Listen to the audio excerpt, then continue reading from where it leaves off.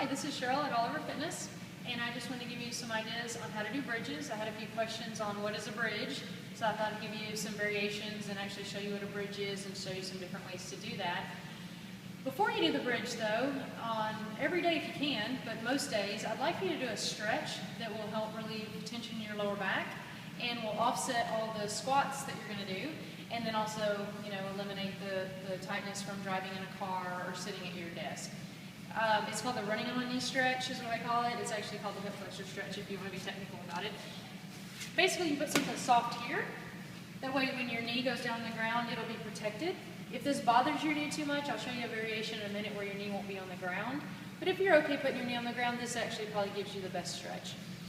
The back leg that you're stretching, you're going to be up on the toes.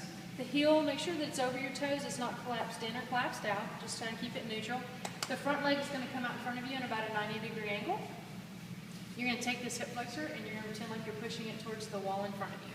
So you're just going to maybe place your hands here, look straight ahead, make sure your upper body is really upright, and just kind of push that hip flexor towards the wall.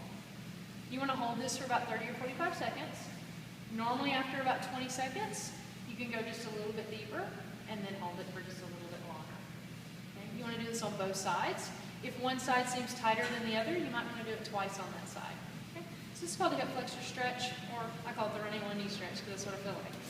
If having your knee on the ground bothers you, you can find a chair or a bench or anything that you can put your leg on. Just come here, I'll show this one so you can see it. Just put your shin there, kind of let the foot dangle off, and that way your knee's not on anything. And then you can just kind of come out. You can hold on to something if you feel unstable. Same thing, stay real upright, take that hip flexor and push it towards the wall. Okay? What that's going to do is that's going to help the hip flexors from being tight. It's going to open them up, and that allows the glutes to kick in a little bit more. Okay, let me show you the bridges now. So what you're going to do, lay on your back. Your feet are going to be about hip width apart, same distance as your hips. You want to make sure that your toes are straight ahead. That's real important so that the knees are protected and your glutes can kick in.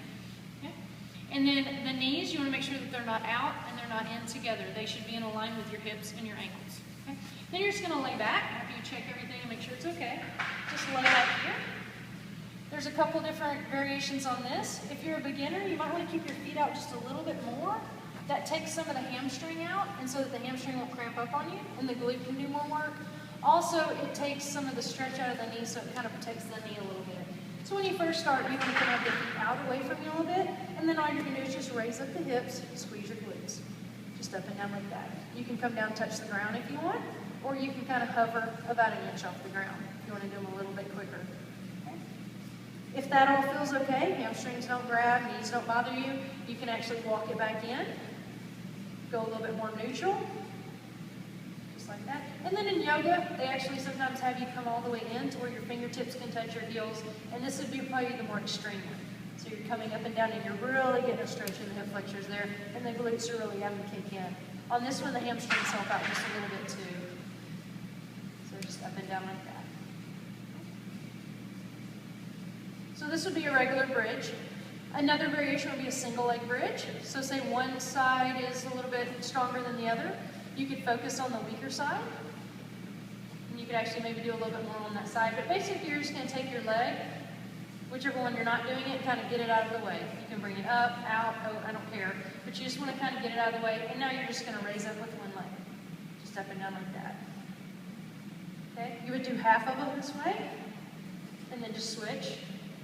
Same thing on the other side. So now, instead of when you do them together, maybe one glute's helping out a little bit more than the other one, you can actually make them both work together. Another quick variation would be to put your heels on something. Sofa, chair, bench, stability ball, BOSU ball, anything that you want, TRX. And now this takes the hamstrings out of it completely. So now when you come up, it's all glutes. Make sure those toes are straight ahead. Don't let them fall out to the side or pigeon toe in. You're just going to come up and down like that. You come up as high as you can. And then of course the same variation on that is to take one leg out and then just come up and down. Single leg. Again, watch that toe down there. Make sure they're straight ahead. When you're done in half, come up, do the other side. Just like that. Okay? That's going to open your hip flexors, squeeze the glutes. It's going to take a lot of pressure off your lower back. Okay? That's a bridge. Thanks.